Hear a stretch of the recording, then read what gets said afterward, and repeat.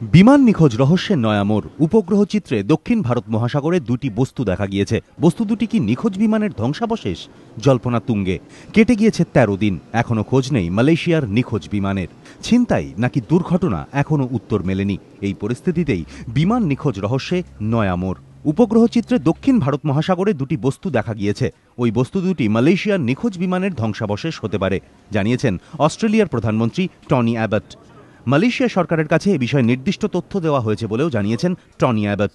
গত ৮ই March Kuala Lumpur থেকে Beijing যাওয়ার সময় মাঝ আকাশে এয়ার ট্রাফিক কন্ট্রোলের সঙ্গে বিমানটির যোগাযোগ বিচ্ছিন্ন হয়ে যায়। বিমানটিতে ৫ ভারতীয় সহ ২৩৯ জন যাত্রী ছিলেন। ইতিমধ্যেই বেজিংয়ের তরফে জানানো হয়েছে, নিখোঁজ বিমানটির চীনে ঢোকার কোনো প্রমাণ মেলেনি। যদিও বিমানের খোঁজে দ্বিতীয় দফায় তল্লাশি অভিযান শুরু করতে চলেছে চীন।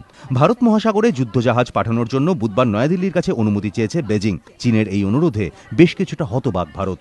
সূত্রের খবর, ভারতীয় নৌসেনার শীর্ষ আধিকারিকদের সঙ্গে আলোচনার পরই এ বিষয়ে চূড়ান্ত সিদ্ধান্ত নেবে নয়াদিল্লি। এবিপি আনন্দ।